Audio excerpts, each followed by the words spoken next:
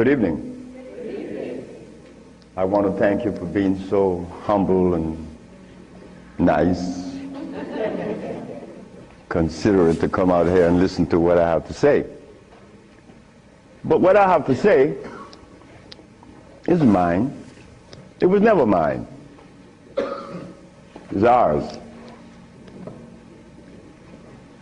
I never believed that I would find myself in front of an audience having to talk about a subject that we all once knew. A subject that is as old as creation. And if you want to see what I'm talking about, we have to just take a look at the zoo. The zookeeper doesn't feed the gorilla the food of the polar bear. Am I right? So how come we eat the food of everybody?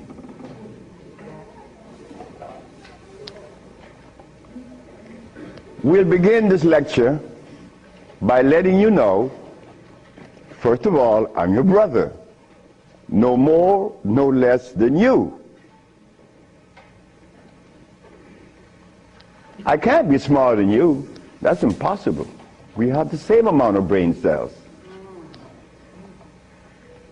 So how was I privileged to be navigated to this information? I don't know. I don't even question myself. I just like to live.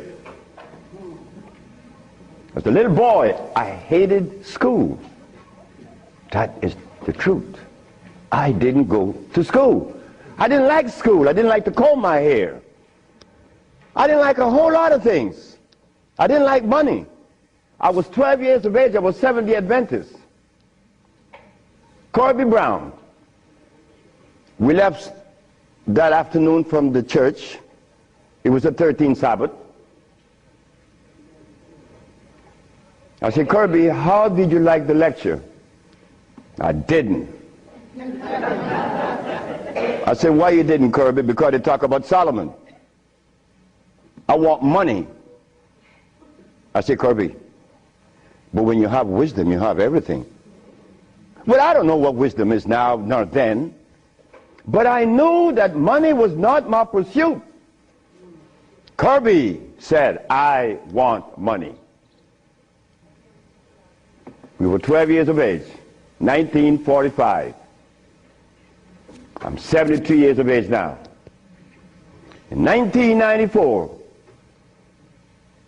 a young man by the name of Tom Flowers came to me and said, guess who is coming tomorrow? I said, who? Kirby Brown. I said, well,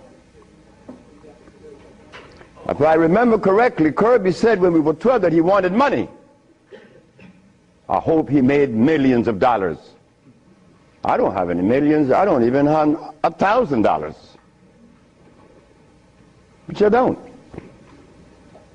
But that's okay. I live. I found that avenue, or it was shown to me how to live. Not to read books. Because everybody reads books. But yet, society is deteriorating more every day. Everybody reads books. The brother called the other day on the radio and said that he asked about corn, right? Corn? He read books. He said that the text, the Kemetic text showed him that corn is good. Well, he better examine his text. Because corn was made by man. But anyway, Kirby said he wanted money. That was a Thursday. Tom Flowers said, Kirby is coming tomorrow. So I said, well, if Kirby didn't make his millions, I'm going to remind him that we are alive. We are alive. Kirby didn't arrive. Kirby would never arrive. They had to take axe to chop the hotel door down. Kirby died of a heart attack. Kirby weighed 390 pounds. Because he wanted money, he became a cab driver in New York. I didn't want any money. I didn't want it then or now. Because it's not important in your life. It was never important in our lives. The Maya shows that. The Maya built pyramids. The Maya lived for millions of years in the jungles of Central America. No money. The Africans? How long did we live in Africa without money? Since creation. Now they tell us we need money to fight AIDS. Brothers and sisters, we are at a deficit, a tremendous deficit, a deficit that if we do not pay attention, I'm glad I did. I'm glad I did, because I remained that obedient boy that just lost his mama 4 days ago.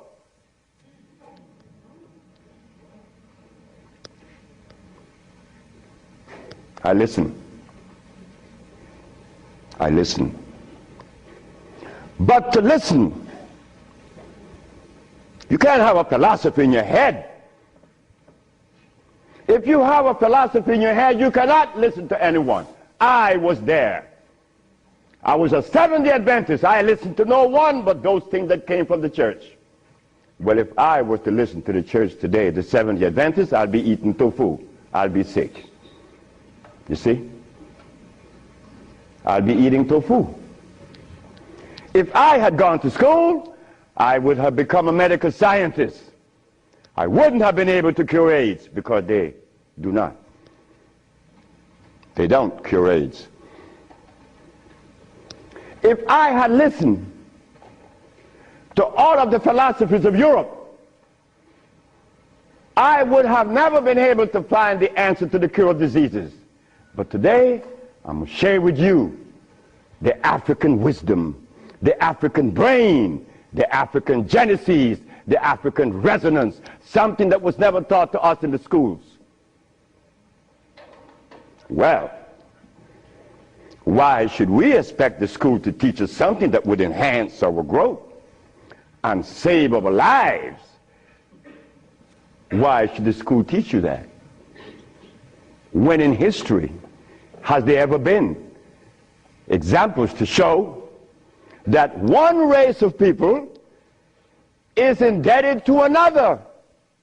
That has never been. Then you tell me that the white man is a bigot. The white man was never a bigot. He was never a discriminator. The white man is a person that obeys the first law of nature. Self-preservation is the first law of nature. So the white man, whenever he proceeds to preserve his race, and we sit back and say he's a bigot, it's only because we have lost it and we don't even know how to get ourselves out of this mess.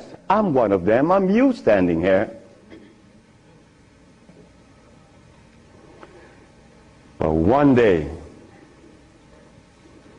it was to be that your brother would be shown something that would change the profile of things. I left my country, where I was born then. In 1953 to New Orleans, I became a merchant seaman. I was 20 years of age. As a merchant seaman, I became an engineer 5 years later. I'm a steam engineer. Don't ask me how I did that, because that's going to baffle you, because I've never been to school, and I don't read books. I don't read books now, nobody's book. I'm not even going to read my own.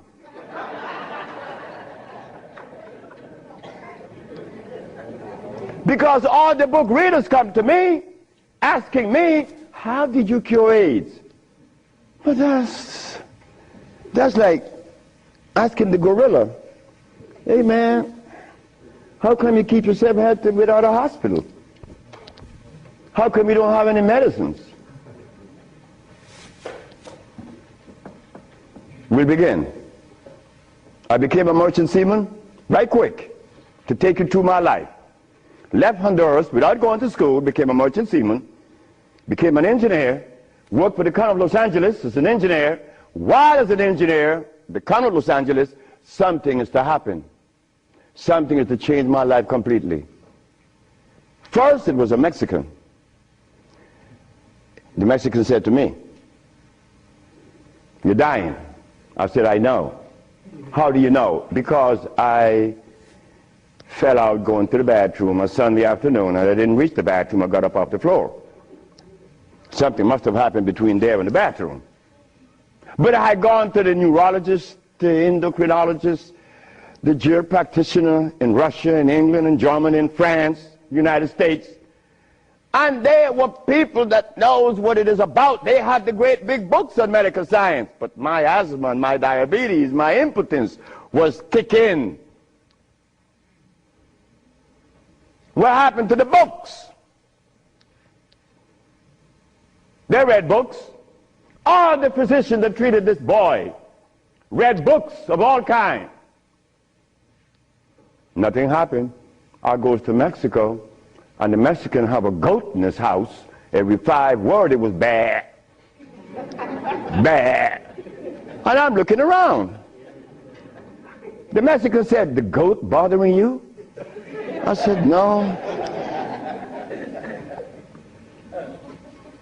"You're dying because you are disobedient." Then he brought the Holy Bible. "Honor thy mother and thy father, that thy days may be long upon the land." That's in the Bible, isn't it? But how could we honor our mother and our fathers when we don't even know what they were about? You don't tell that to an elephant, to honor his mother, because when he's born, he follows his mother and watch what his mother eats. Do you and I know what our mothers ate in Africa? We don't know, yet we dialogue. We dialogue on this level of intelligence because I know Plato, I know Aristotle, I know all about Diogenes, but you don't know what your mama ate. So everything that you talk about means absolutely nothing. So you see where they have us at a deficit? That's why we need each other's. Now, when I became an engineer, the Mexican said, "Stop eating. Don't eat anything." For how long? 3 months. I said, "Are you crazy?" He said, "No, you nuts." You ask me if I'm crazy. You've been eating garbage for 30 years. You've been eating garbage. And I'm going to remove the garbage for 90 days, and you ask me if I'm crazy. What was I eating? Hog maws, chitlin, neck bones, crackling bread, lawn in New Orleans.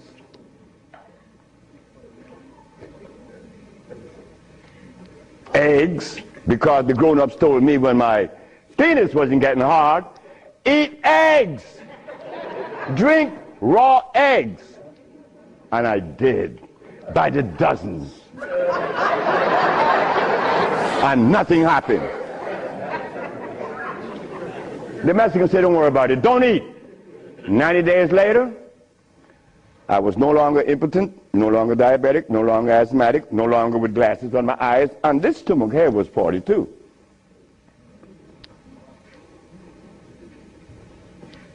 What happened to the science that the physicians were using, medical science? It didn't work, isn't it? But it worked with me. The herbs work with me. This Bible says,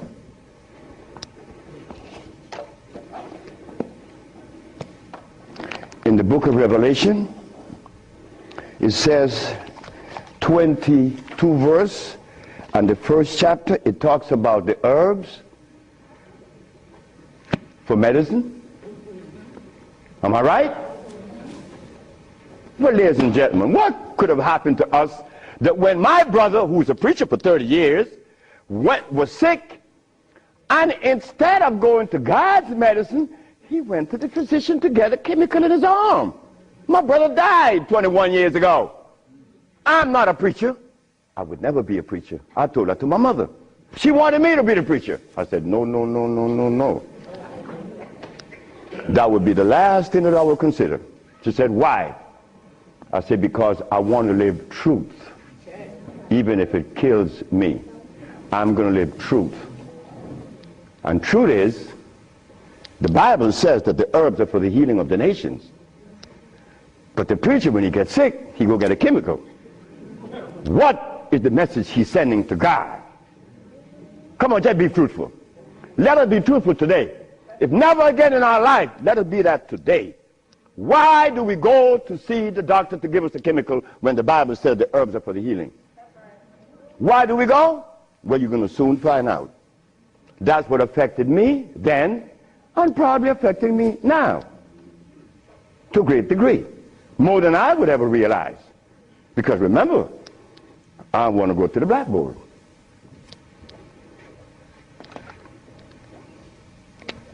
Roughly speaking, Africa. Way overhead, we put America.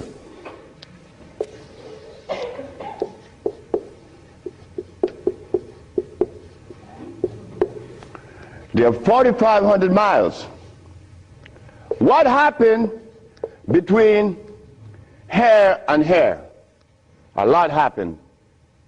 You see, when we were here, without the mathematics, without the ABC, without the sciences, when we were here, we had something to our advantage that we no longer have here. We are blind here. Here we weren't. We were seeing.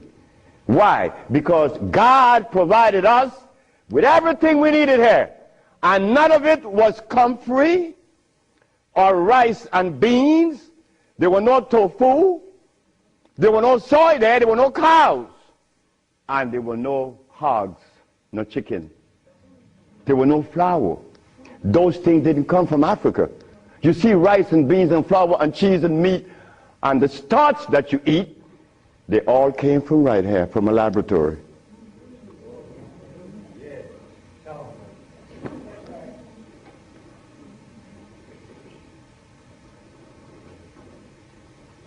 Now, for us to eat, you have to have in your big skull the understanding of biochemistry. But when we were here, we didn't have to know anything about biochemistry. Why? Because God doesn't make poisons. You see, God doesn't make carrots. Well, let me put it here. Stop the garbage. Anytime someone tells you that tofu is good for you, that someone that just gave that information to you has one eye open.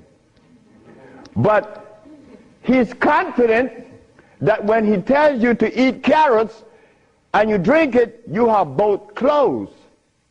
So a one-eyed man is king where everybody's blind. But the one that recommends the tofu is only half seeing. He's blind. He got one eye open only. But he doesn't know it. Example. Before we get into the real lecture, pull this out. This is how people take privileges on us. They don't care about us. They bring us information that, oh God, that's why the rest of the world laugh at us. Because they know that we have both eyes closed. Here it is. Moringa. Moringa has 23 times the iron in spinach. Spinach has iron? No, because spinach, let me take my time because there's a whole lot of information. I don't want to jog it up. Anything that has a pH of 7 plus is alkali. Anything that has less 5, 4, 3, 2, 1 is acid.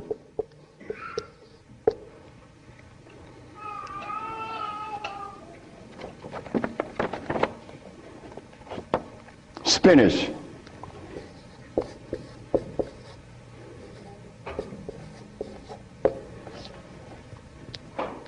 Acid.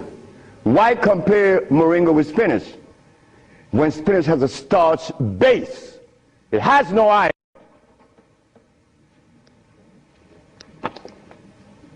7 times the calcium in milk. Milk has calcium. Well, I stopped drinking milk 42 years ago, and I could fall on my knees. You drink milk with moringa, because they said to mix it with milk and some pages hair, you're not going to fall on your knees at 73. You're going to leave your knees down there. 11 times vitamin A that you find in carrots. Carrots has vitamin A. Carrots belongs on the acid side of life.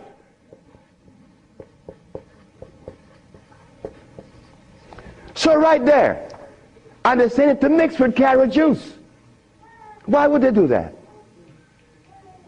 Then up here, they talk about the Ayurvedic system of medicine recommends moringa. The Ayurvedic is Indian. The Ayurvedic system of medicine recommends cow milk. The Ayurvedic system of medicine has never cured any disease, nor moringa, nor any other system in the world. You know what this is like? When Steven Seagal tells me to come to his house because he had a headache for 5 years. Well, I knew why the headache was in his head. It was removed in less than 10 minutes. He had the bottle and said, "This bottle is powerful." I said, "Yeah, powerful, huh?" He said, "Yeah, the headache is gone." You know, he's the Dalai Lama, right? He wanted me to go to Kathmandu. Kathmandu? I'm going to go to Kathmandu. To do what? Talk to lamas. Lamas for what? What am I going to talk to lamas for? They couldn't cure your headache that you had for 5 years. The lamas need to come and see me, not me, the lama. But since we were compromised, we left all our food in Africa. You and I don't even know what we ate in Africa. So don't even go there. But we have the opportunity because one of your brothers happened not to go to school and look outside of the paradigm of school and found something altogether different. And what did I find? That anything that God made is on the alkali side. Why? The molecular structure is complete. It was made by nature, not man. Anything that God made has no starch. That's another thing. Anything that nature makes has no starch. Anything that man made has to have starch, because starch is a binder. To titrate 2 unequal chemicals, you have to use a starch. Starch is not a food. Starch is a chemical. And what have we been eating since they took us away from Africa? Starch and blood.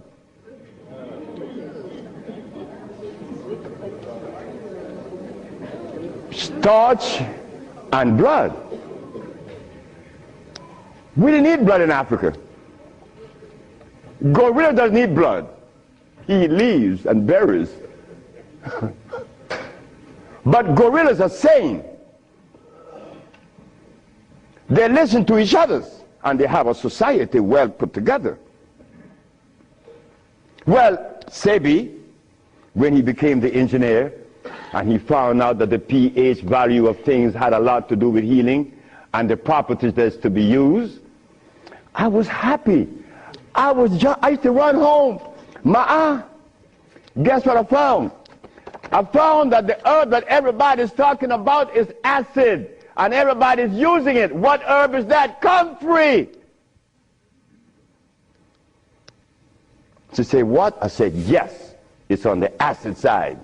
And so is rose hips, enchirecia. What about golden seal? That's right, golden seal was made. It's like the stick that you put in your mouth. They call what? What they call it? The chew stick. What they call it? Liquid stick. Everybody have liquid stick in the mouth, right? But liquid stick was made. It has 50 times more sugar than does sugar itself. It has glycerinic acid. You see, we didn't have to study biochemistry in Africa because everything we had there was on the alkali side, so we could eat anything. But when they brought us here, you know, put some clothes on now. And after they put the clothes on you, come here, boy. You got to get in front of this classroom. You have to learn this ABC stuff. But hold it now. Gorillas doesn't take their cubs to be trained by polar bears. Gorillas train our own cubs. The gorilla way. But no. You and I, our parents couldn't do better. They had to take us to the school because they wanted to save us, you know, protect us, because that's mother. Mother doesn't want child to suffer. So mother was shown that if child didn't go to school, they'd be illiterate, and the society is made up where you must go to school if you want to buy a Mercedes. But in our society, school, what you mean by school? We don't have such animal. We build things. And those who've been to school can't even build the pyramids today. Not in Honduras, not to mention the pyramids in Mexico. They're 4 times the size of the pyramids in Egypt. Oh yes. I know Ben joking and didn't talk about that. But that's okay. Because he need help like I need help. We all need help. So the school that we thought was going to be so equitable, so useful, has become a deterrent. Because those that have been to school doesn't cure anything. How did I learn and I didn't go to school? Easy. You know, we baby-aged kids, we don't die. Right? We do it. I'm not wiser than you. I may be more mischievous than you. I know that because I do some mischievousness that you would not believe. But anyway, as an engineer, I went to work one night and I began to test herbs. And I begin to see that all the herbs that you guys are using are acid, every single last one of them, except for burdock, yellowdock. They're natural herbs. And the other one, which is the red clover, that's a natural herb. You know, they're alkali. They're very good. So I begin by compounding herbs from all over the world. And lo and behold, a blind man was killed named Mr. Fredericks.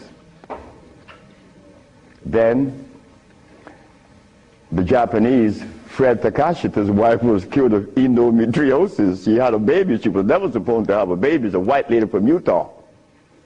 My boss brought his daughter and his brother with ulcers. They were cured. The boss came to me one afternoon and said, "So you're going to leave me?" I said, "Yep." He said, "You're going to leave me? On your resume, you said that you didn't go to school. And the only reason why I hired you is that I was curious to find out how could a man have an engineer license, never been to school. I wanted you to fail. But instead, you did something that is extraordinary. Are all black people like you?" I say, "Brett Howell," his name is Brett Howell. "Are all black people like me?" I say, "I'm the dumbest." "Yes, they're all like me and more powerful than me." "Well, how come they're not doing what you're doing? You killed the blind man. You killed my daughter of ulcers. Could they do that?" I said, "They could do it better than you, than me. But why are they doing it? Because they're afraid of you.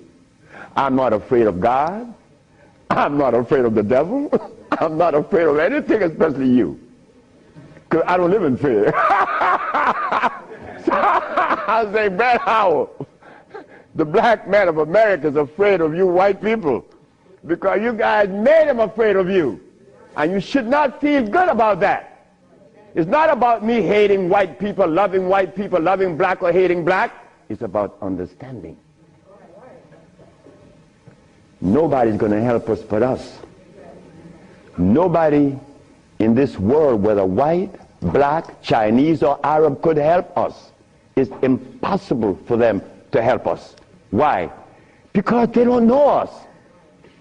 They don't have our genetic predisposition. Look, as a Christian, I used to eat pork. Of course I eat pork, and I love it. But as a Muslim, I eat lamb, which is 10 times worse than pork.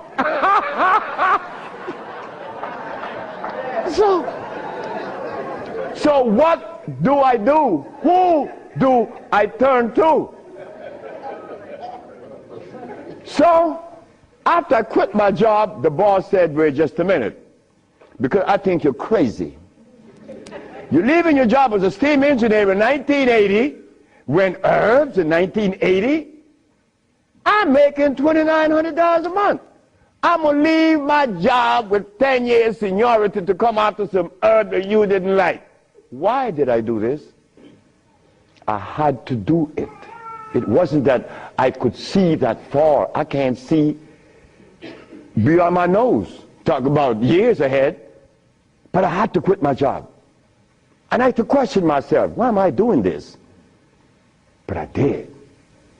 And 1980, the boss is looking at TV, 1987, on the 10th day of February, and he see CNN, Alfredo Bowman, a.k.a. Dr. Sebi, is arrested for practicing medicine without a license, selling product approved by the FDA, and claiming to cure AIDS and other diseases, which is a fraudulent claim. The boss saw that. The boss' wife is in the bathroom because he told me the story himself. He called her out, come and see the man that's arrested. If he says he cure AIDS, I know he cure AIDS, because Bret Howard knew that I would never compromise myself to a lie. When I talk, I know what I said is the truth, but I also know that in America, you could also be dead right. But it doesn't matter. It does not matter. I'm 73 already. They killed me tomorrow, it's all over with. I rather reach 73. My brother, who was a preacher, he only got to 50.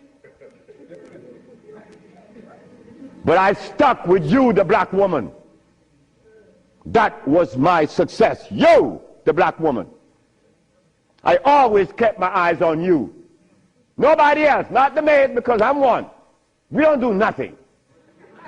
We can't do anything. We need you. Because it is you that held the hand. It is you that breastfed us. My mother breastfed me for only 4 years.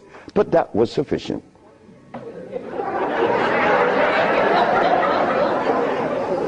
In 1962, two statements was made in a barbershop. 1640 Claiborne Avenue, New Orleans, Louisiana. Timothy Barbershop.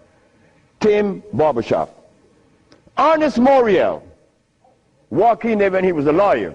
And every time Ernest came in the barbershop, we used to jump on Moriel. I mean, we used to kick him around the place. Moriel said, you see you niggas?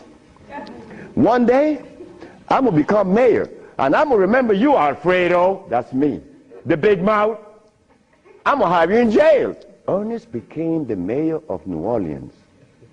I was in Los Angeles, and the most hurting thing in my life was when I heard that Moriel had passed with asthma, a disease that I used to suffer with, that I was cured of in Mexico, and that I have addressed so many times.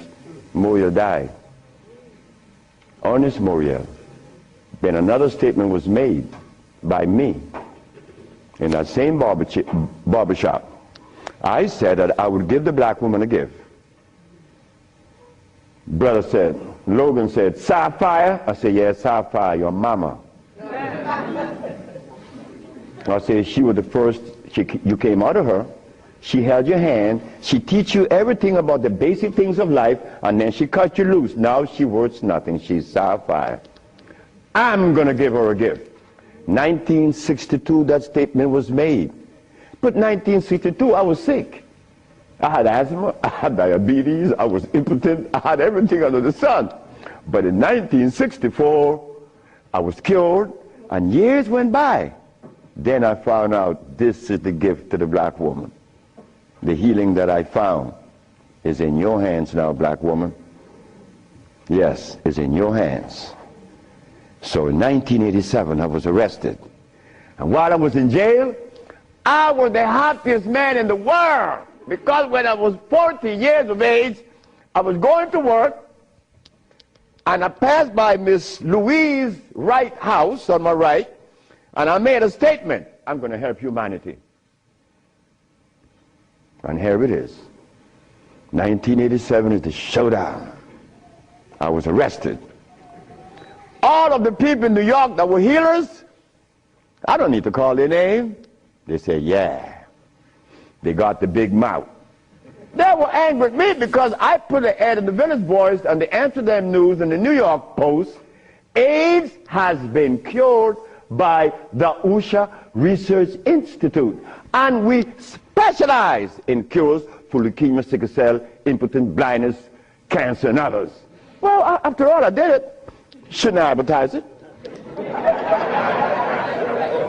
You should be glad your brother's doing that. Because now you have a chance to share in the bounty, right? That's the way I felt. So I'm in jail and I'm wondering, how is the American Medical Association going to escape from this one? You see, in the past, herbalists, when they talk, shh, gotta be quiet. Gotta talk under the table, because the physician may get you. The FDA gonna get you. But we seem to forget the one basic thing. When they remove us from Africa, did they bring our food with us? Did they? Well, how could the FDA have such kind of power over us now? Come on now, just wake up to it. So I stood in jail thinking, how am I going to do this one? This is going to be a heavy number, but it's nice because I wanted this moment. I wasn't going to back down. What you mean, back down? I'm representing some black woman. I never had a father. I never had a man in my confines to tell me something. No, I never had a stepdaddy. I had a woman. And then another woman, my grandmother. My great-great-grandmother lived to 124. Her name was Elizabeth. And she lived 70 years without a man. My great-grandmother lived 112. She lived 68 years without a man. My grandmother died at 100. And she lived 50 years without a man. My mother died 5 days ago. And she racked up 40. My mother died while I was coming to see you. I didn't turn back. You know why? The relationship with me and my mother was one of love. And she would have never wanted me to be there. My brother told my mother when I was about 10 years ago, he told her, yeah, you didn't like me. You didn't give me any love. You didn't give Fred any love either. That's me. So my mother said, what you say? You gave all your love to the pastor, not to Fred and me. My mother said, like, Fred, are you in on that? I said, ma'am, this boy was talking garbage. See, he told me he's serious. I'm never serious. I don't know what it is to be serious. I hear men talk about seriousness. Well, I don't know what you do with that. But my mama said, raise your hand up and open your fingers. Which finger would you elect to take off of your hand? I said, none. She said, thank you. My mother turned to my brother and said, you said that I didn't give Fred any love. Fred, you wanted my love? I said, nope. Didn't want it. I didn't need it. Because my mother knew if my mother ever interfered in my life, I would have been upset. I was in the streets by the river all the time. My mother knows, all mother knows the child that needs her love, her attention. But she loves all. But she knows the one that needs the attention. I didn't want my mother attention. And she knew it. But my brother said that she didn't give him any. But the boy went to the 3rd grade. He owns a fishing fleet. He owns an ice factory. And he owns that she didn't give him any. But the boy went to the 3rd grade. He owns a fishing fleet. He owns an ice factory. And he owns a fleet of planes.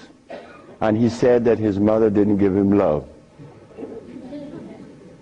You see how we could easily make mistakes? Okay. Mother is mother and will always be mothers. The greatest gender on the planet. So while I'm going to court now, and I'm standing, the judge said, get the man out of jail, and I went to his chambers. Judge Shorter said, young man, you mind if I ask you a question? I said, no, sir. Why did you advertise that you cure AIDS? Well, sir, my mother's alive, Africa exists, and my face, and I would never offend any of the three. That's why I advertise that I cure AIDS. He turned to the woman at the desk and said to her, ask her, did you investigate this man before you arrest him? She said, no. Her name was Phyllis Spade from the Attorney General office in New York. She said, no.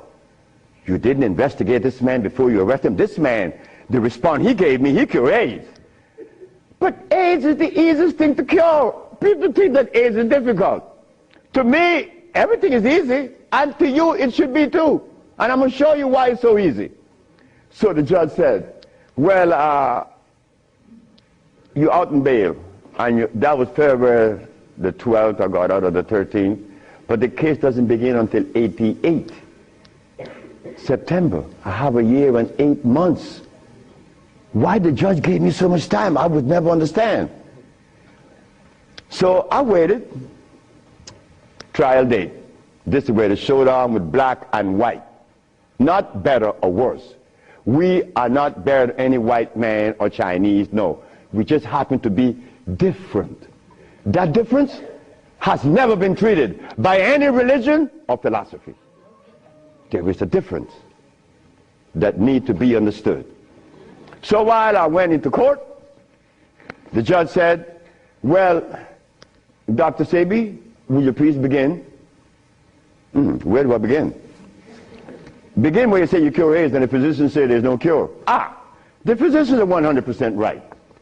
There is no cure for AIDS or any other disease. The judge said, just a minute. There's a contradiction here. The newspaper says that you cure AIDS. Then you agreeing with the physicians. That's a contradiction. No, it's not. When you're limited, it is. But when you live out the box, it isn't. She said, help me. She said, of course.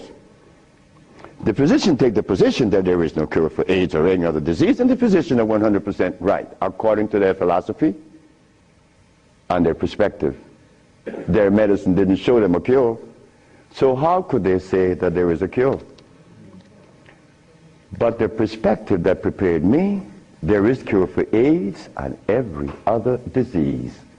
Oh my God, when I said that, the physician jumped up. Your Honor, Dr. Victor Herbert said, Your Honor, what other perspective could there be? After all, you know, this patent on us, the FDA has a patent on us. You cannot talk.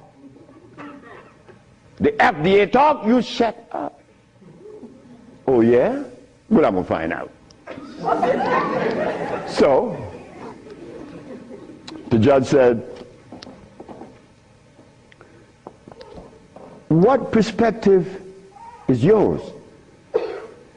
Dr. Victor Herbert, Dr. Bonanno, and Dr. Christopher said, how could there be another? I said, there is another, Your Honor. And what is the other? The African bioelectric cell food. I've never heard of such a thing. That's what the physician said. He had never heard of the African bioelectric cell food. I said, of course. But we have to remind the good physician that he have not heard of a whole lot of other things. But that doesn't deny the existence of the African biomineral electric cell food. What is it? Okay. The allopathic claim that there are multiple diseases. The African biomineral balance negate that position. There's only one disease, never been two. The allopathic claim that to treat the multiple disease you must use a chemical, which is violating God. Right? The African biobalance said no. It's a nutritional approach, electric food. Your Honor, I told you that this man was insane and unscientific. He said there's only one disease, but there's only one. Remember, I'm the boy that didn't go to school. I'm going to break things down to the least common denominator. When I was a steam engineer, I found out that in a machine, thermodynamics I'm talking about, or an automobile, the only thing that could cause this machine to go bad is what? Short circuit, obstruction, overheating. The same thing with the human body. So what did I do? I put compounds together that would cleanse the human body of what? Of mucus.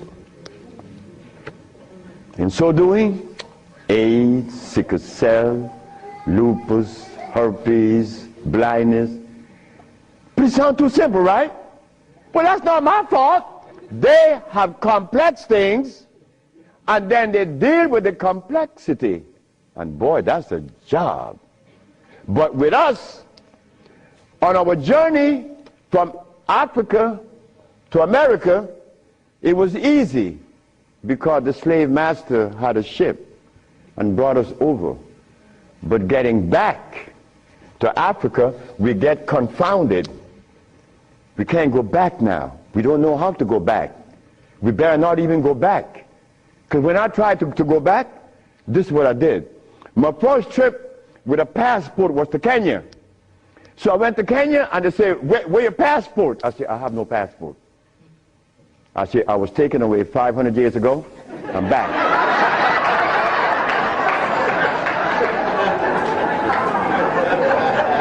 When I left, I didn't have any passport. So why are you asking me for a passport now? Is a passport African? Put him one side. They put me one side and send me back out. But you think that was bad? That wasn't bad. Wait. May I have that? I go to Africa. I go with my wife, and I said, well, boy, I'm happy. Girl, we're going to liberate Africa. We're going to do something for mother country. I go and I saw Dr. Parinyatwa in Zimbabwe. I said, Dr. Parinyatwa, I think your problems are over with. Not only Zimbabwe, all of Africa. Here is Hospital Vicente di Antoni, is an Italian hospital. Department of Blood and Laboratories. Oswald Savala, HIV positive on the 25th of November of 1993. 17th of January of 1994, HIV negative. This boy named Alfeo Lagos, this from the Red Cross, the Honduran Red Cross. It says here that this boy, it doesn't show any date of which he contracted AIDS. Why? Because he was born with AIDS. But down here it says he's negative on the 19th day of January of 1995. Another one. This one caused a laboratory to call for me. I thought it was funny. This is the next one, the other one. His name is Alex Suarez. On the second day of January, this boy of August, he found himself with HIV positive. On the 19th day of August of the same year, 17 days later, the boy is no longer HIV positive. So they called me for what? I don't know. because I know they're not going to change it. Now, this one you're going to like. This one is from the San Diego Public Health Laboratories. It says here that this man has a HIV-1 RNA 26,205. The boy was supposed to be dead at 25, right? Just go to the other page. 6 months later, he's less than 400. He was killed at 15. So anybody want to read it? Because I could be lying, because that's the way we think. But here it is. No, that's possible. I could be lying. Here, young lady. So, curing AIDS, brother and sister, look, that's the easiest thing for niggas to do. We could do more than that. Curing AIDS, to them is big thing. To us, it's nothing. You understand? But now, here is where this little culprit comes in. Where did I put it? The blood, no, no good. Here it is.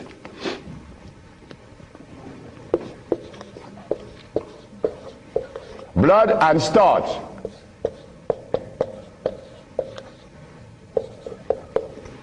Blood and starch. Blood and starch is going to prevent you from doing what the ants does for each other. Ants, when it's getting ready to rain, you know what they do? All the black ants, they begin to do what? Cut the leaves and take them to their little nests. Ants doesn't eat leaves. They eat the mycelia that grows on the leaves with the temperature. They are farmers, but they provide when it rains. Red ants does the same. But we black people, we can't do that. Because when your brother showed the world that he cured AIDS, why didn't the African countries jump on it? All the African people eat is blood and starch, nothing else.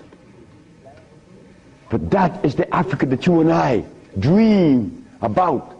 The Africa that we want to save. The Africa that we all love. I found out that there is no president in Africa that is interested in the cure for AIDS. Not one. No, I'm sorry. Only one. I'm not going to name the country because I may jeopardize the country. Because the one thing I learned, that when you begin to talk favorable about a country or individual, they're going to soon get him. That is a fact. So I cannot talk about the country that said to Dr. Sebi, Dr. Sebi, whenever you want to return to Africa and begin this new empire, you have 5,000 acres of land and 6 hot springs. I don't need anything else. Hot springs? 5 hot springs with 5,000 acres of land? We could grow food. We could make the best dress. I said, sir, I am not going to come to your country unless I'm able to grow marijuana. He said, marijuana?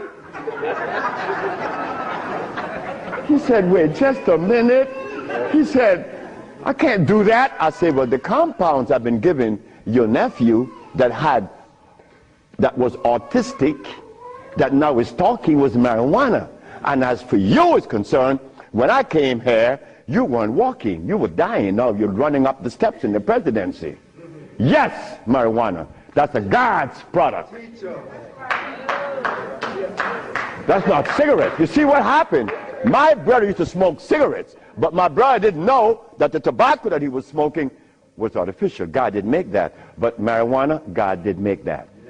So it must have been a good reason why I was told in school that everything God made is good. Well, I know that. I live that. And I always will smoke it for as long as I live. Why? Because I have that right. I have that right. It's not everybody that uses it, from autism to arthritis, is cured, because everything that God made is good. So as I go to Africa, all happy, I came back with my tail between my legs, because ain't happening. It ain't gonna happen. They're not interested in that. But the one thing I noticed today and yesterday, and you may have heard it, President Clinton and Sanjay Gupta, they found the end of AIDS. How could they find the end of AIDS when they have not found the end of diabetes, the end for sickle cell, the end for any disease? But they're going to tell us that they're going to bypass these lesser diseases and jump on the major one, and they got the cure for it.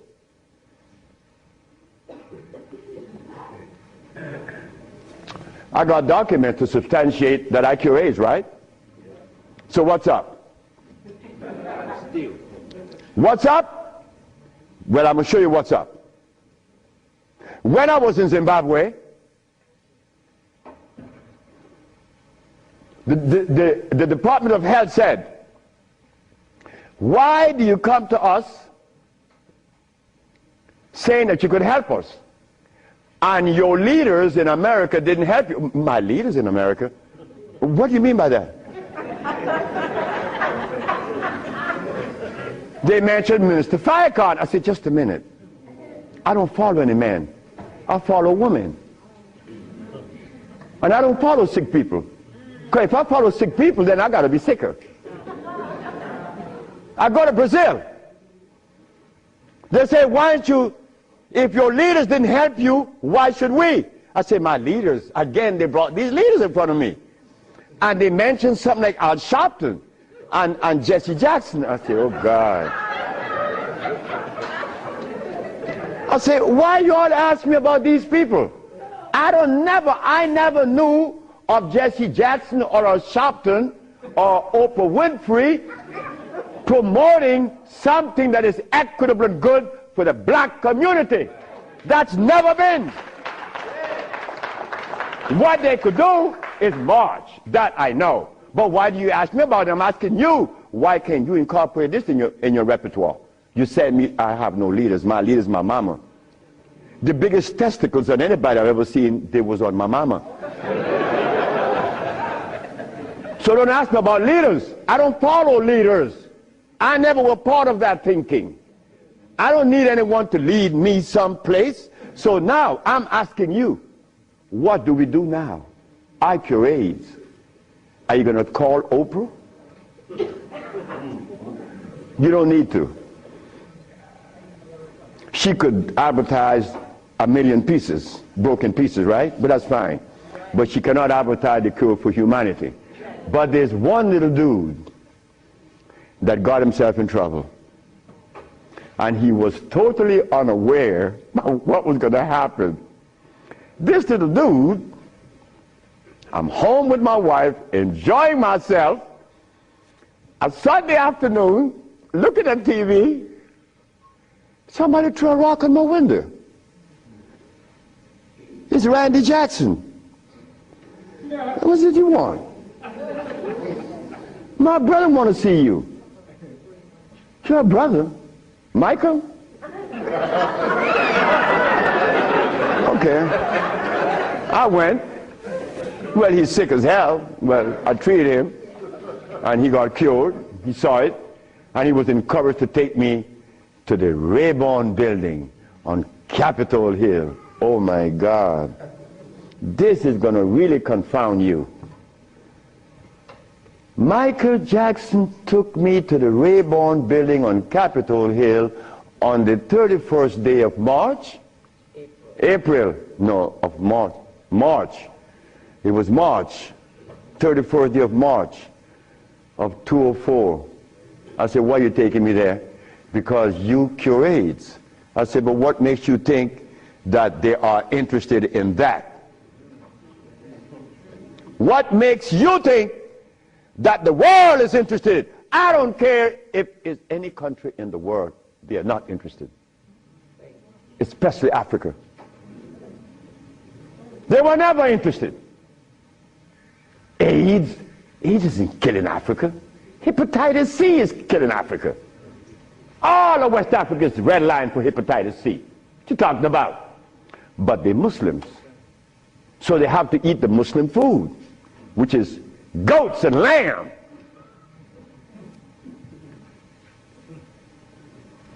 Go tell them that the Arabs play food, which is goats and lamb.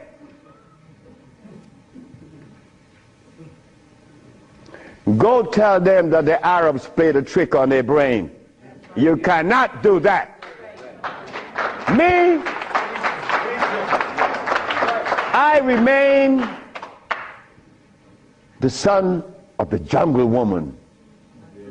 The jungle woman that didn't have any clothes on.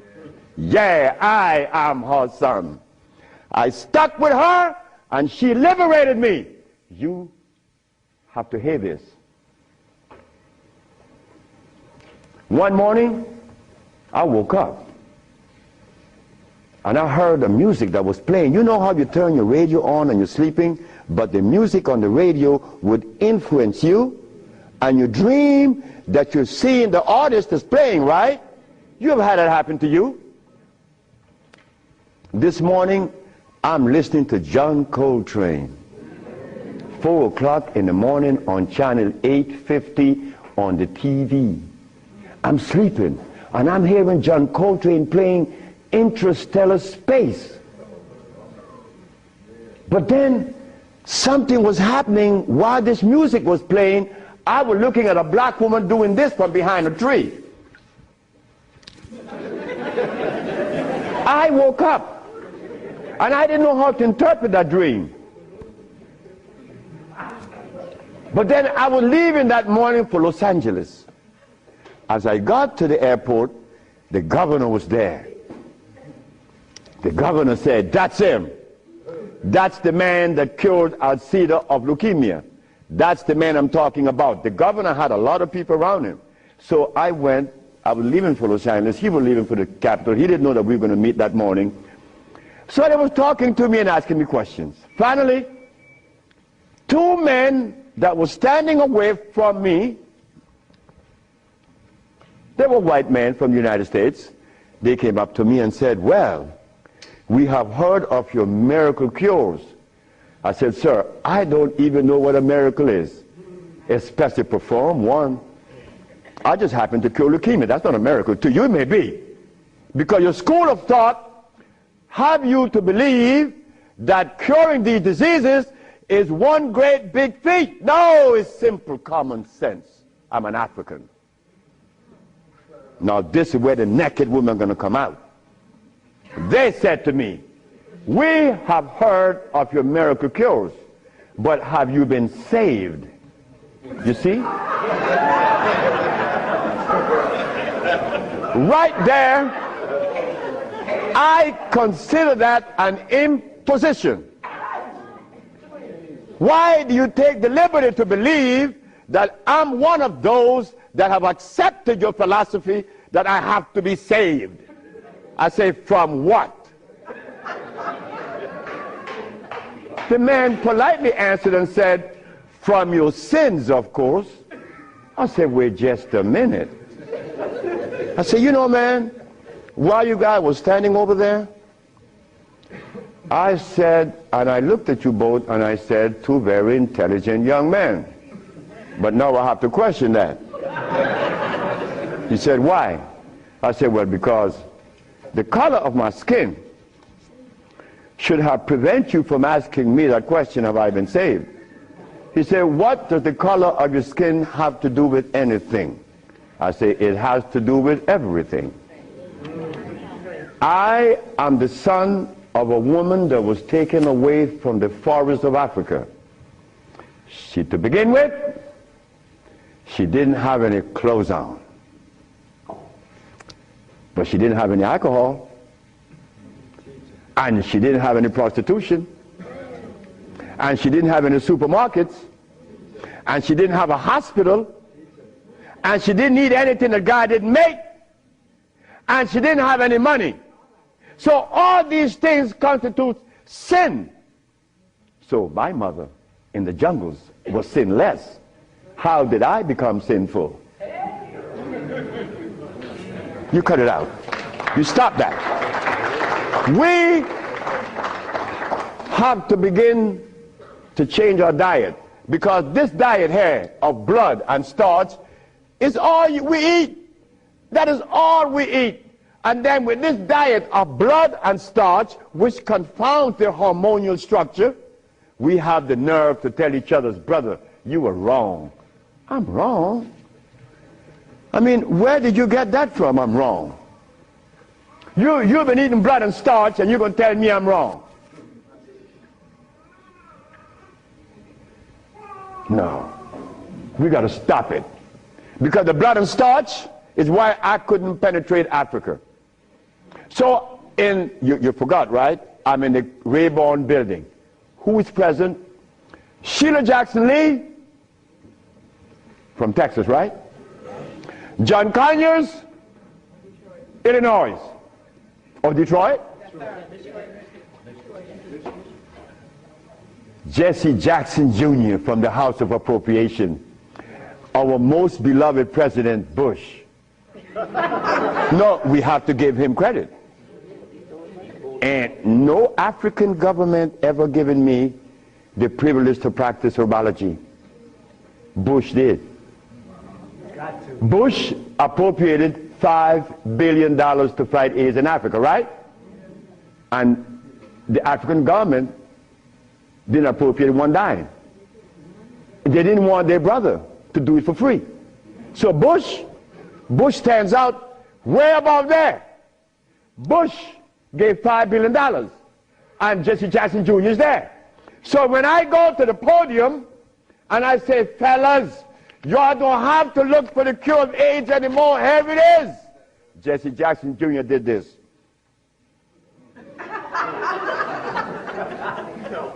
I said, I'm going to talk about this. I have to write about this in my book. Because you, not me, but you and I believe in the leaders. We hope that they could do something, right? Well, they had a chance. So 17 African ambassadors. Only one came to me from Mali. The only man came to me and said, Dr. Sebi, I have to respect your position, and I appreciate your position. You have proven that you cure AIDS, and I would like for you to go to Mali. But that's not the country I was talking about previously. He just presented himself that day. But Jesse Jackson Jr. didn't tell you that I cure AIDS, right? He didn't tell his daddy either, isn't it? And Miss Sheila Jackson Lee didn't talk about it, right? And so did John Conyers. So who gives a damn? You see? But that's good. That's good. We don't need leaders, isn't it? So we're going to do it. Because we're doing it now. Because those black women I'm talking about, there's one sitting there. They are going to tell the world we cure AIDS. But last night, Clinton and Sanjay Gupta is on CNN talking about the end of AIDS. How about the end of sickle cell? How about the end of lupus? How about the end of herpes? How about the end of blindness? They didn't find those, but they find the end of AIDS. How is that possible? Are we going to buy that too? Are we going to let them continue to say that there is no cure for AIDS when your brother is curing it? So we are guilty. We are the ones that's guilty, not the leaders, because they're sick. All the leaders are sick. You can look at them and tell they're sick. So we have to forget about the leaders, right? So which animal in the forest follows a male?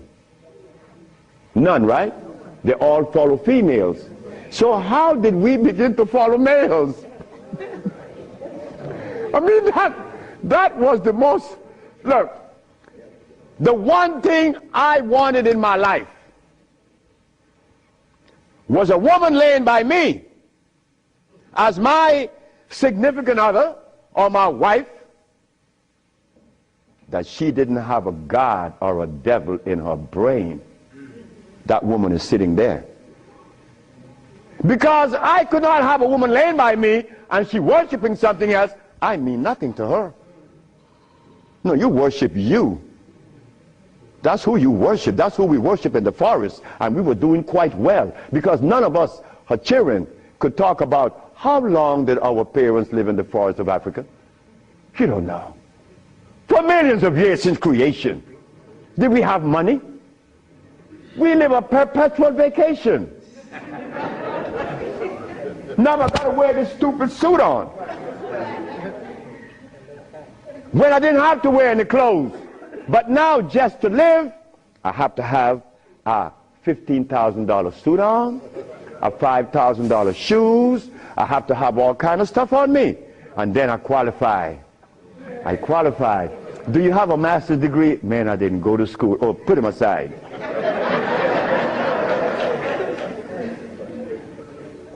So in essence,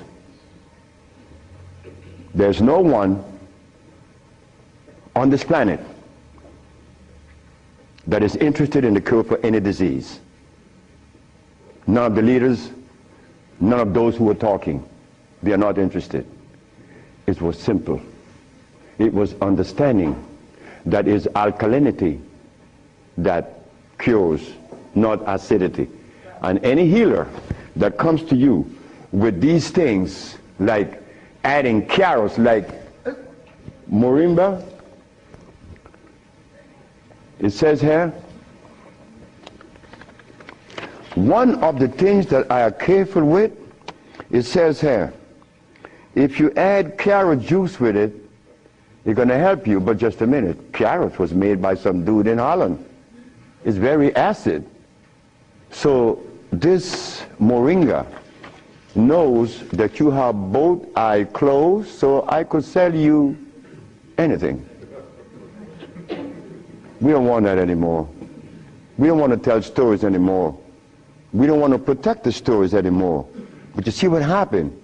When you have been healing or call yourself a healer for 20 or 30 years using comfrey and rose hips and recommending tofu, and someone come on the set and says that you may not be quite right, man, you get off there. You begin to get crazy. You begin to go crazy in that person because you have invested 30 years and people know you, and now you can't turn back and say, I was wrong. Well, I was wrong. And it was one little lady, 94 years of age, named Mrs. Holloman. I was along with the rest of the healers. I was reading these books by Jethro Kloss, Alma Hutchins, Indian Herbology of North America, Myers, Christopher, also this other named Shooks. And they all have calcium in it, so I had to believe that, right? And I went to Mrs. Holloman. I said, Mrs. Holloman, you got to drink carrot juice. She said, sit down, boy. I think you're crazy. I think you're out of your mind. I'm 94 years of age. I don't wear glasses. I don't need you to come and tell me to drink carrot juice because I know that carrot is a poison. I was in Rattan, the island of Rattan, and a woman was listening to me talk, and she asked me, what is the best breakfast in the morning? I said, I don't know. She said, a glass of hot water. I know she was right. The sister was right. So in essence, all of the hoopla about AIDS was just noise. We've been curing AIDS since 1984. Why didn't you know about it? The media didn't let you hear it, right? Jesse Jackson Jr. didn't talk about it, right? Well, I think in the book I have to mention his name because this is what's happening. They're lying to us, and we have to stop it. We have the cure for every disease in the world. We, the black race, is responsible. Not the white, not the Chinese, not the Arab. The Arab need help. They need help now. All Arabs need help because there's no way in the world where you find the highest incidence of eye problem like Arabia because they eat lamb. But could you go and tell an Arab to stop eating his lamb? It's like going to tell someone that uses cocaine, stop. Then you're crazy. Like going to Africa and tell a Maasai, hey Maasai, You only live 47 years, man, and you're going to die because you're eating raw blood and starch. He's going to chop your head off. And he should. Then we go to Guinea, and my wife came to me running. She said, the young man in there with his wife, he's 19. And she's complaining he's impotent. At 19, she said, yes. My wife came with it. What happened? We asked the boy, what does he eat? He eats cassava. Cassava.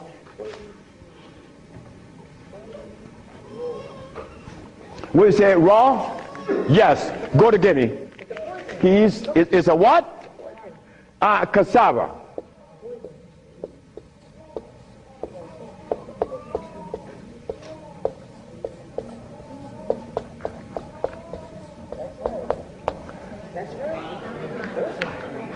I want you to go to any African country and tell them, no, just ask them, please, why do you eat cassava? Oh, this is African.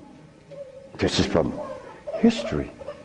Hey, African, I know you've been bamboozled too, because cassava is not a product of nature, nor of Africa. Cassava is a starch that needs the aid of a man to grow it.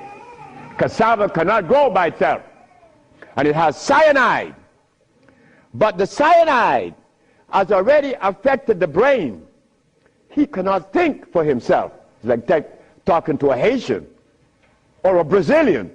In fact, the only country that I have ever visited that have people dark like me, but nobody in Brazil is black. Brazil. If you go and research the census of Brazil, you will never find a black person in Brazil. Everybody is white. That is how much they have offended us, that we hate the very image that God made. Something is wrong. Something got to be wrong. Me,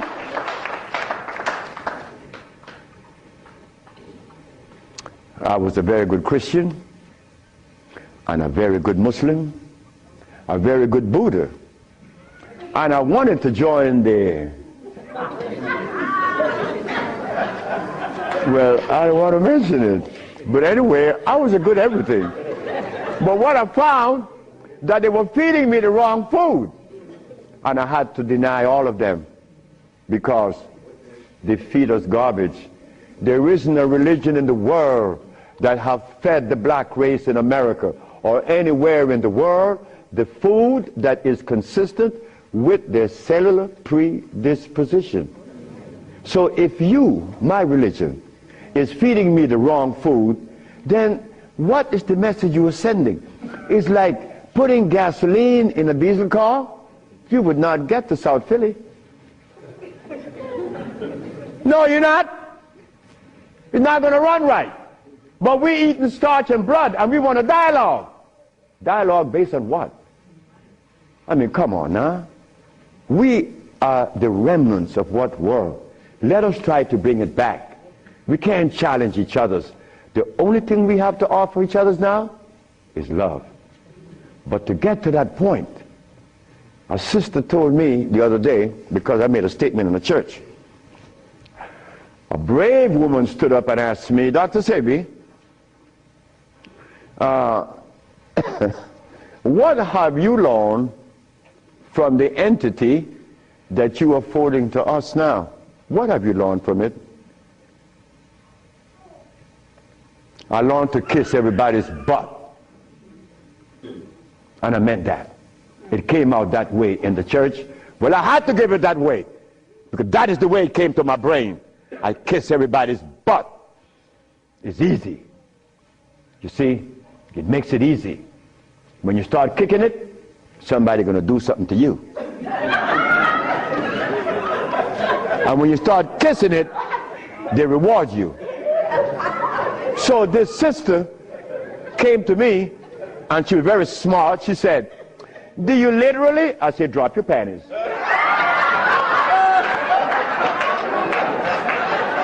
Well, I came out of a woman's vagina, I could kiss her rear end. That's easy, isn't it? Is it easy?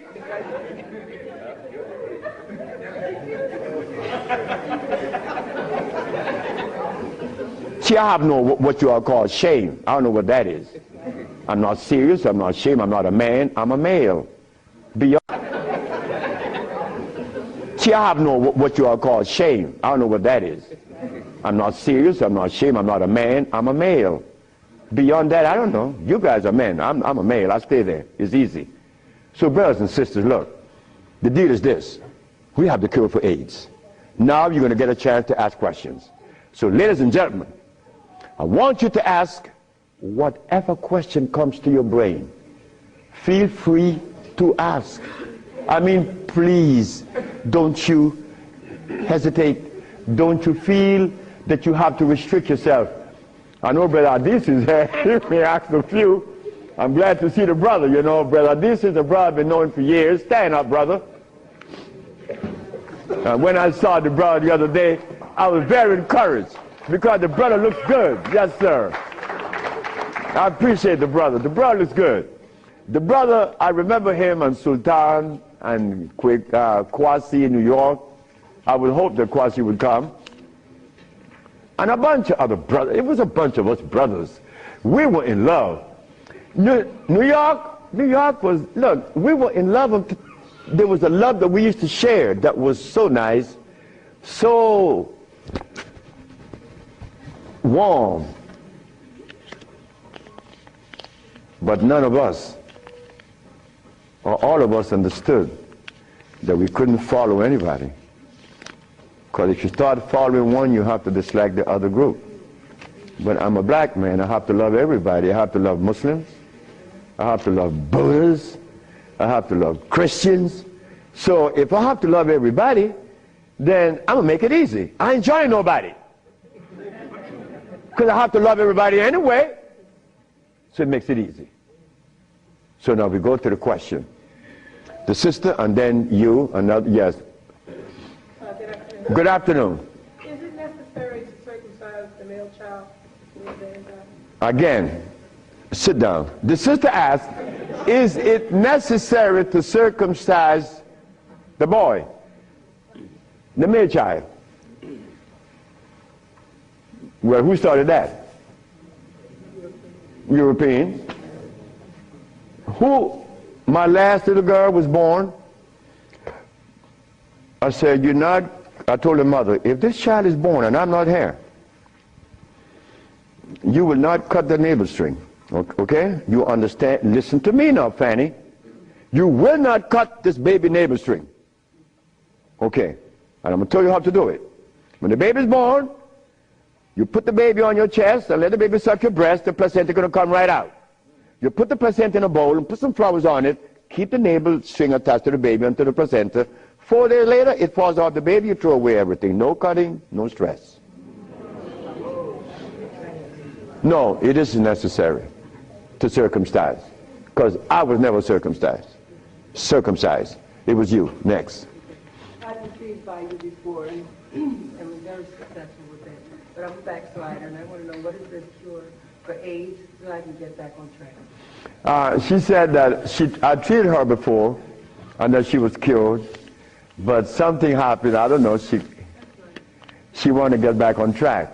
And the next question about how do I cure AIDS? Well, I have a daughter now that's 21, and she's the key to beautiful things. She's the daughter of this woman.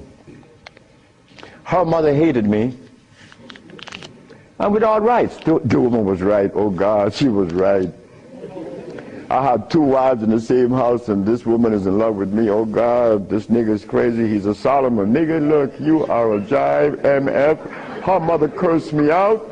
She cursed me out, and I'm standing looking at Miss Margaret, and I could see the hurt in her eyes, because this woman is in love with this man that already have 2 wives in the same house.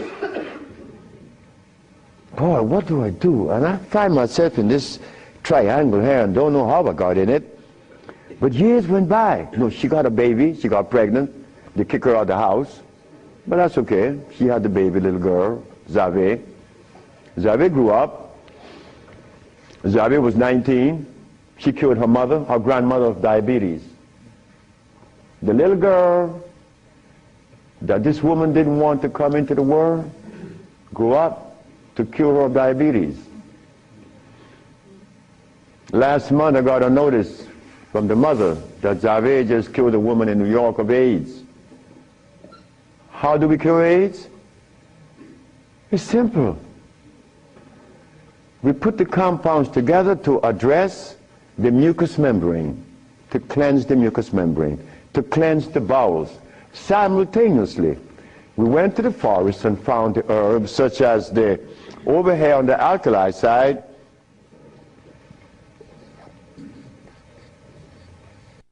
sarsaparilla is an herb that has the highest concentrate of iron. Fluorine, iron. Guaco, that is a plant that has, I thought I had a stick with me because I'm always chewing on it. This is guaco. Guaco is a plant that would definitely strengthen the immune system because it is iron again. But it has potassium iodide, no, potassium phosphate, not iodide. Iodide comes from the ocean. Kankansa, that's an African plant. Kankansa is an African plant. This plant has one of the highest concentrate of what? Potassium phosphate.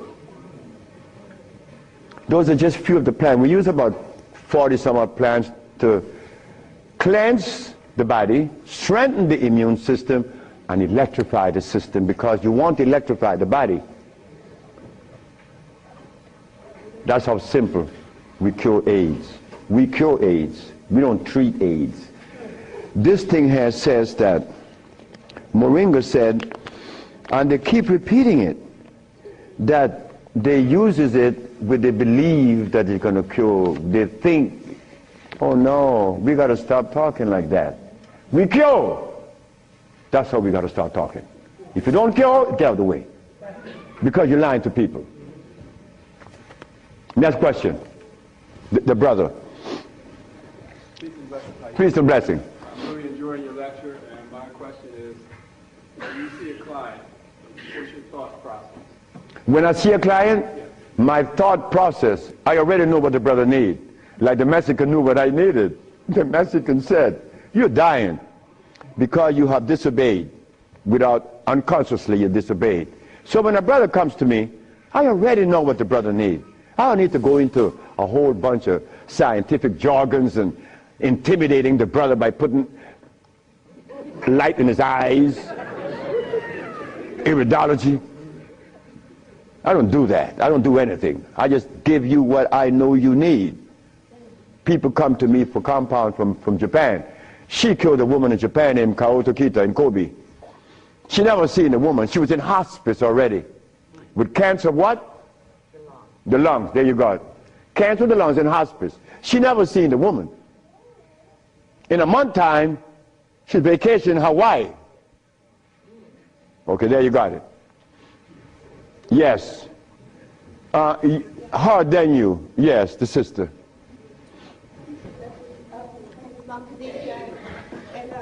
I have a sister she was diagnosed with Alzheimer's, and she's been in my care for 2 years. I do have her on a fresh food diet, all organic foods, all raw foods, and I'm seeing a big improvement. But I feel as though she needs some other things. And what else can I do to help her? Alzheimer's. She has Alzheimer's, yes, sir. Okay, Alzheimer's. That's a brain problem, right? Remember what I said? There's only one disease? Okay. When you have mucus in the nasal passage, it is sinusitis. When you have mucus in the bronchial tubes, it's bronchitis. When you have mucus in the lungs, it's pneumonia. But now you have mucus where? For you to have Alzheimer's, where is the mucus? So we have to remove the mucus from out of the system, especially the brain, but then we have to feed the brain. That's where biochemistry comes into play. the brain. Like if the sister was suffering with rickets, that's bones, right? So we have to address calcium. If she had leukemia, it would be blood, that's iron. But now she has Alzheimer's. She has mucus in the brain, which prevent the brain from receiving what? Oxygen. Now, what is the brain composed of? Copper and carbon. That is what produces electricity. Copper and carbon. It's simple. Copper and carbon produces electricity. You go to an electrical plant, and all you're going to see is a big wheel turning, and it's copper. But against the wheel are these carbon brushes, and the friction of the carbon and the copper produces the resonance they call electricity. Electricity is not fire, it is vibration. But when you short circuit it, it's become fire. So yes, we do have, but she must go to Honduras. What is her age approximately? What? Oh, she's young. She's young. She's very young. She could go to Honduras, and it would be fast. Why Honduras? Like sister went to Honduras with her husband, Linda, Richie, and her husband. She will see the improvement in days. Like the woman went down with a goiter. Like the brother went down there with his stiff leg, and in 3 days he was running up the hill. And he could not believe it. Like, this is where a name comes to mind. And I want you all to remember this, because this is a woman that we all love and we all respect. A brother was taken to Honduras, to the village. You see, the thermal waters in the village has a pH of 8.9. One of the highest attainable pH in waters is found in Honduras and in Africa. Thermal waters, that is. The little boy named Shelby, he has AIDS. He has Kaposi sarcoma. All the black spots on his body. The boy went to the thermal bath 1 day, 2 days, 3 days, 4 days. The boy came out of the bathroom screaming. The black spots were gone. His mother and my wife Ma'a were very close friends. Ma'a told Malakia, take Shelby to Honduras. On the 4th day, he's doing good. How long is Shelby going to stay there? 1 month. I said, 1 month, he's killed. On the 4th day, the soul disappeared, right? On the 10th day, he tell his mama, I want my passport. She said, for what? I want to go back to Los Angeles. Dr. Sebi says that you have to stay here a month. He said, bitch, did you hear me?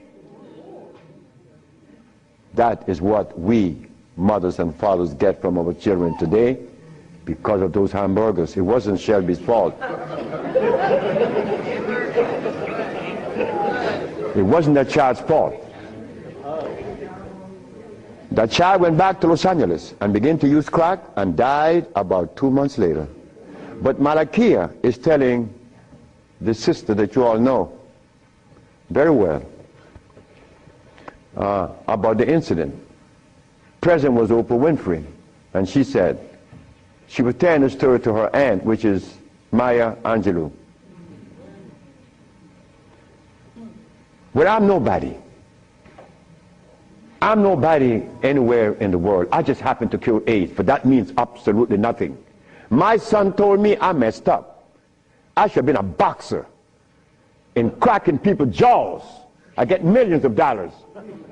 But the crack jaw come to you and they pay you pennies. So you are nobody, daddy. In this world of today, curing AIDS or any disease means absolutely nothing. I am not a famous person. I'm insignificant. So Miss Oprah Winfrey said, well, if he's that good, how come I haven't heard of him? Well,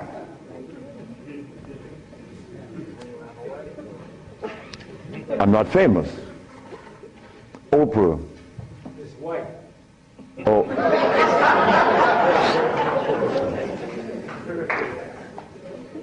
My book would be out in July. I know she's not going to advertise it, although she suffered embarrassment with 1 million broken pieces. But that's okay. We have to remember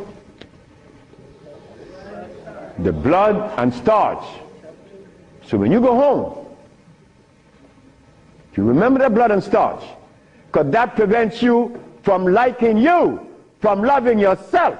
Because I was there. I was there. Didn't I want to blow my brains out once? Yes, I did. Well, why was that? I was stressed. I was eating blood and starch. But when the Mexican came and said I was wrong, I listened. And here I am, 42 years later. Do you see the benefits of this? A Mexican came to rescue me, to rescue you. So we cannot. But wait, the other part of it is Africa. There isn't an African country that I could go and practice herbology. But why did Bush, who all of us think, or most of us think the man is bad, how come I could practice herbology in the United States? You got power over him. That's why. I don't have any power. No, I don't. Because I don't even know what power is. I just know what's mine.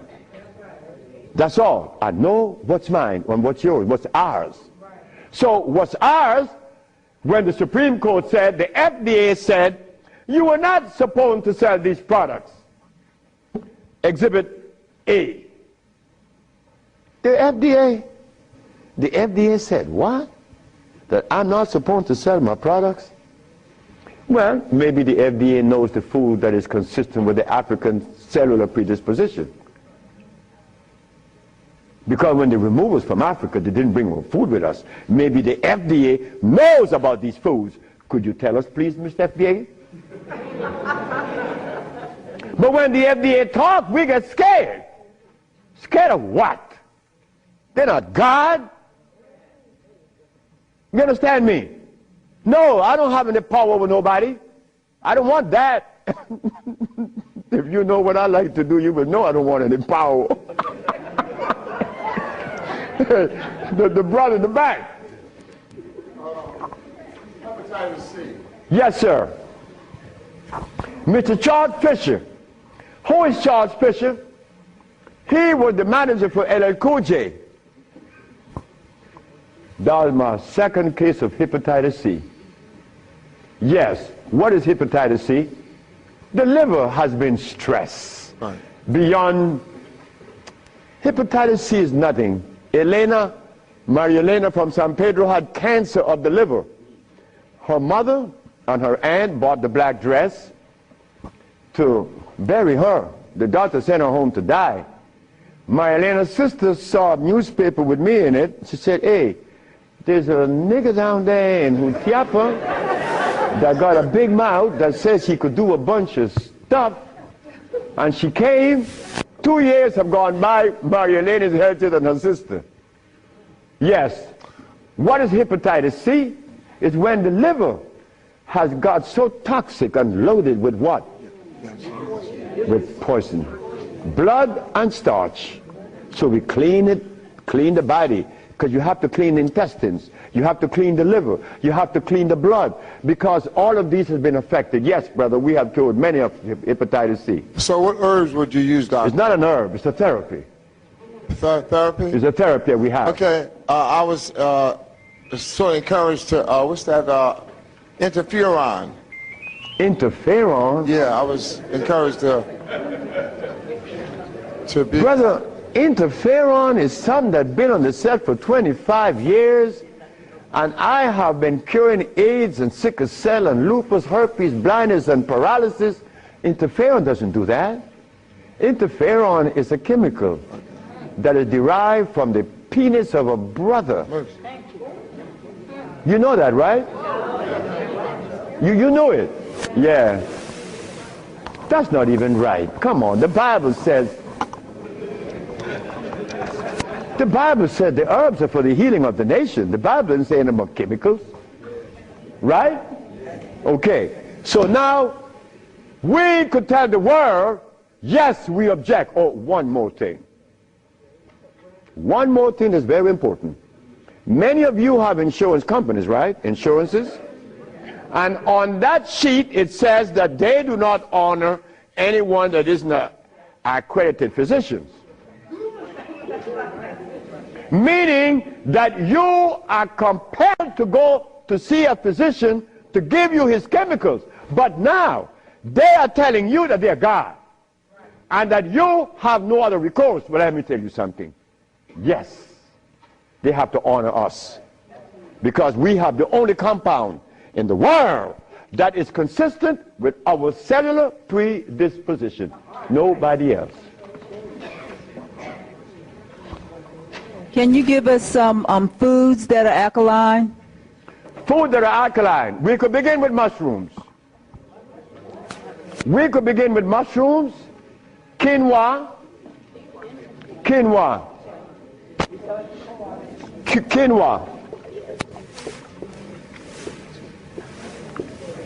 quinoa amaranth,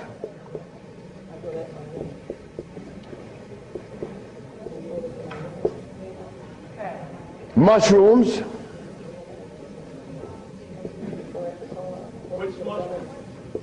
portobello, crimini, also oyster mushrooms. Many people are of the opinion that oyster mushrooms or mushrooms are fungus. What is a fungus? A fungus is something that grows on you and eats things up. Mushrooms are the product of mycelia. This is a network that nourishes. I have cured many diseases, psychological problems, with the Stropharia cubensis. So let me tell you something. Mushrooms are very good. They're high in potassium. Yes. And then the next, wait.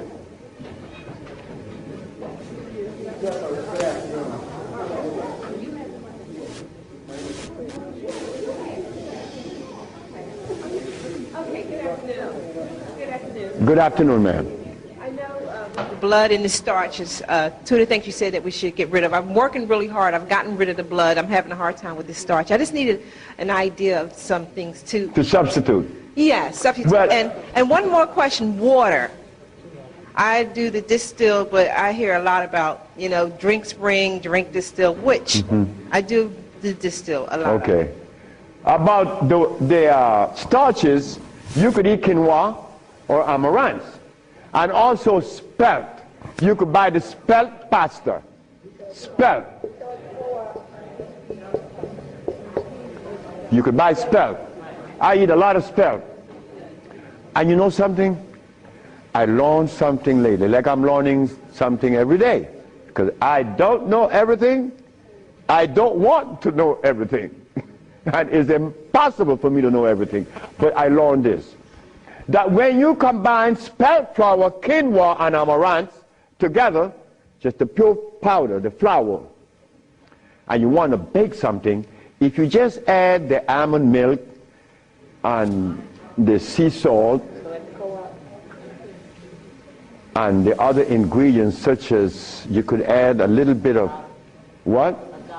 Agave is good. That's very good. But now, if you want this flour to rise up and be fluffy,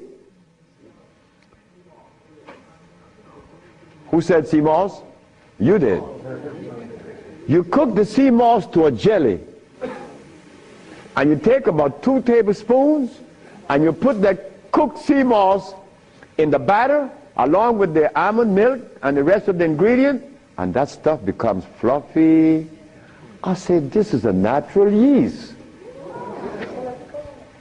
And someone hit me to that, which was Gary, right? Gary Ricketts worked with me for many years, and he still works with me. And he put that together. He made a waffle. Oh my God! I used to go to Gary's house in the morning just to eat his waffle. But his waffle was sweet because he used to put the maple syrup in it in the batter, and then he makes the waffle. You didn't have to put any maple syrup on it after that. It was delicious. And in the morning, okay, just let me go quick through all. Peace, Dr. Sebi. I wanted to know if you accepted practicums, internships, What's that? internships, like practicums to come and learn. Well, I came from Honduras, You come from Honduras? No, I want to practice. I want to know if I could have an internship. Oh, if you want to. I know you say black woman is key. So Oh, as a student? Yes.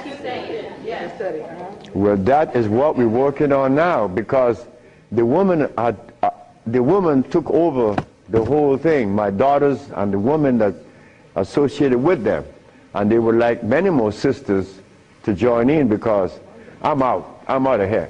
I want to go sit down by the river and smoke my dope. Well, can I get your information? What's that? Can I get your information? So wait, the sisters, give her your number, because she's the one that's in charge of that, and I'm quite sure that she's going to consider you. Okay. Wait, the brother is deciding. Hi. Thank you for coming. Yes. What I want to, my name is Justine, and what I want to know is, how do you get rid of fear? How to get rid of fear? Yes, fear. Ha ha! There ain't a nigger in the world as scared as me. And you want me to tell you how to get rid of fear. Well, you know something about fear? Fear.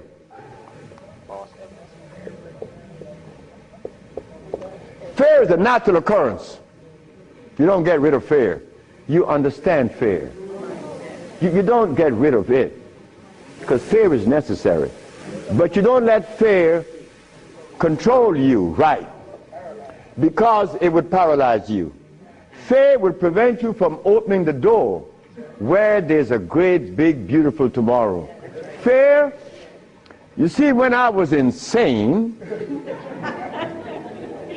to a greater extent than I am now, I was placed in a psychiatric ward in New Jersey. And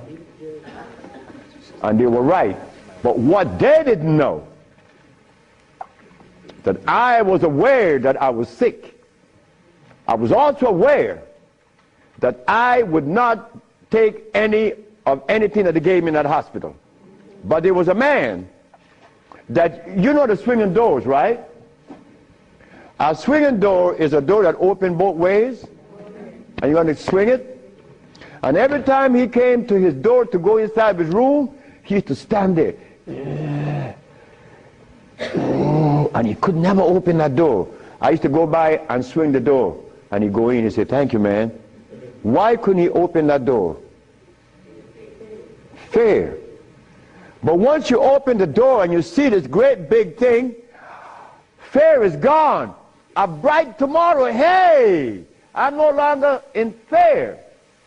But then comes another one that's going to trick you.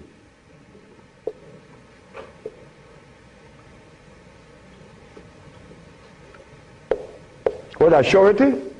Is E? All right. Surety. Surety make you do this. Yeah, I'm bad now, but there could be a quicksand there, and you're gone. So you learn that when you conquer fear, then you walk, but you test carefully. And if you conquer surety, then you go into the other one. And this one I'm going to really trick you. Power. Power gives you a freedom to execute, but not to violate. Because if you violate, even though you're in power, they will kill you. They did that to Nicolae Ceausescu, right? In Czechoslovakia. Because Nicolae Ceausescu wanted everyone to stop eating meat. Because he knew. But you don't change people overnight. They killed the man. Because he imposed some other laws on them that were cruel. He used to kill them too. So power has to be understood, not to be misused. Then, if you survive power, then you get the last one that's going to get you.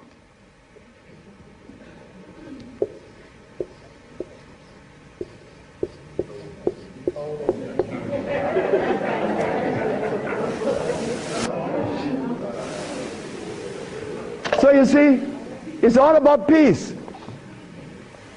I'm happy that I'm 73 years of age and that I'm happy, but I have to thank the Mexican. But when I go around my brother's 73, are you all right? I say, Marcel, that's the only one alive now. My age. I say, you asking me if I'm all right? No, man, I'm not all right. He's coughing. He got these back pains and stuff. And I say, you could do better than that, because you're only 72. I'm a year older than him. But he can't see beyond where he's at. And I shouldn't expect for him to make such a leap, because I didn't do it that way either. Because even after the Mexican had stopped me from eating the stuff, I went back cheating with some chicken. And one day I went by Brother Bill Stenner's, the Golden Bird. You all know the Golden Bird in LA, right? You remember that? And I bought some Golden Bird chicken. I ran home, and I look out the window, nobody's coming. and take it outside and spray the house, because they had these 4 black women. They were nosy. These black women were nosy. They always come up, what you have, you open the refrigerator, looking all around. They must have seen something in me. But these 4 black women were the one that stopped me from lying. Stop eating that chicken, the last thing. But here I am. And I'm happy to say that here I am. Because I want all my brothers to say, here I am, at 80 or 90. Because the man that healed me was 94, and he had 2 wives in Mexico. He was healthy, wore no glasses, and he was always laughing. He said, look, before you leave, remember this. Never you socialize with people that are serious. Serious people are sick. Because there's no reason to be serious. Because I cure AIDS and diabetes, I've proven that. And I'm not serious. I'm your brother. I want to play with you. I play with my wife all the time. I don't have no time to this other stuff. If this other stuff comes in, then something is wrong. Next question. Hi, Dr. Sebi. My question is, as a woman, how do you cure high blood pressure and rapid hair loss? High blood pressure and what? Rapid hair loss. Rapid hair loss? Hair. Or hair? Hair loss. High blood pressure. High blood pressure is easy. Just stop eating. Where we have the product to remove the pressure immediately. People go down to Honduras, and in less than 3 days, the pressure's down. The man just came from Caymans. That's right, Caymans. Grand Caymans. He came down with high blood pressure, diabetes, and impotent. A young brother, 52. 3 days later, man, my pressure is down. Dr. Sebi, my pressure is down. I see, yes, I know that. What's the problem there? Why are you so amazed? 5 days later, my sugar is gone. I don't have no more sugar. And then, on the 10th day, he come with his girlfriend telling me. I like to see that. Because I was impotent. And these old folks in Honduras was telling me to drink eggs and wine and meat, cheese, butter. And the Mexicans say, you're crazy. Stop eating and you can get all the sex you want. Stop eating and it happened. So brothers, if you're in trouble, stop eating. And there's a product outside, they call it Viento. Brother, I don't care how much in deficit you are, you will be out in less than 24 hours. I know. I have to be abreast with that because my wife is 20 years younger than me. I can't allow this woman to get ahead of me. You understand? And she looks good and she's youthful. So I have to maintain energy. And I want all of you brothers to understand that that stuff that we eat, wait. Just draw this for you, that we would see what it is I'm talking about. Because this is important.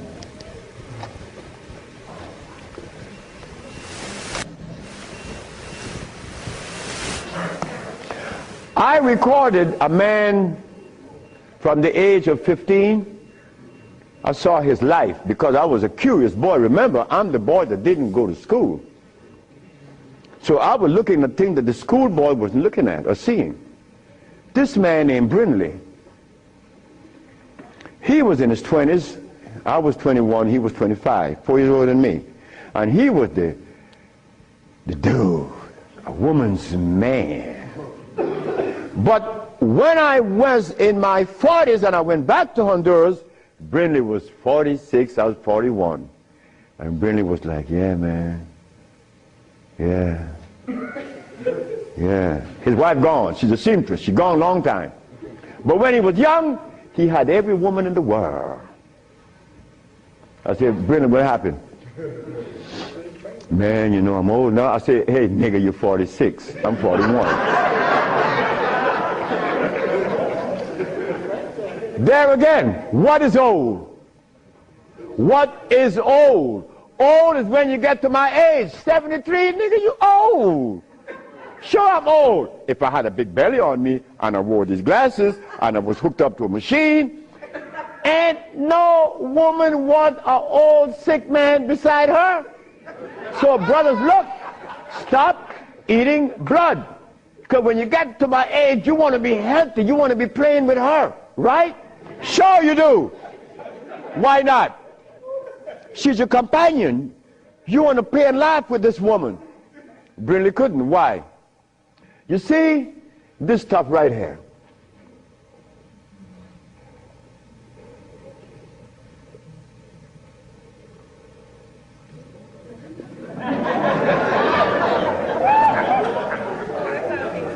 This is what a man plays his manhoodness with, his penis.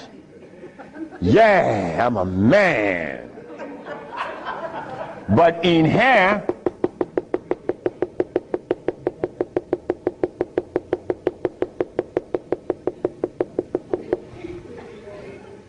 to keep this penis erected, these little orifices, they call veins and the rest, has to be opened for the blood to flow, or else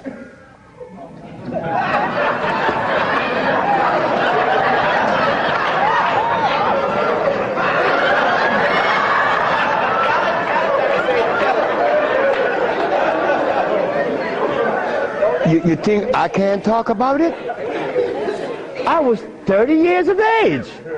That was happening to me. And the last person that saw that was a woman named Audrey Williams. She said, what's wrong with you? I said, I don't know. She said, you're sick, you better see a doctor because you're too young. You're 30 years of age. And I did. And it happened. But I had to stop eating. On the first, second, third, fourth, fifth, sixth, seventh day, I was happy. On the 8th, 9th, 10th, 11th, 12th, 13th, 14th, I was going and holding on to the bathroom. Everything was spinning around. Why?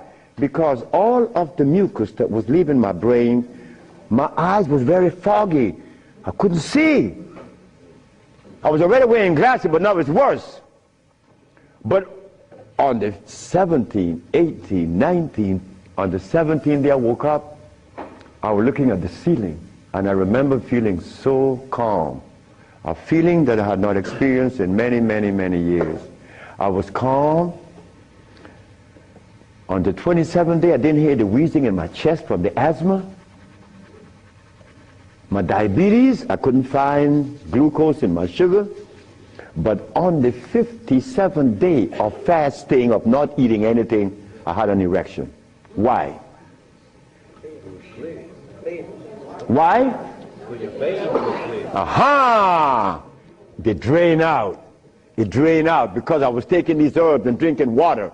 Taking these herbs and juice and drinking water. And the body got a chance to do what? Cleanse itself.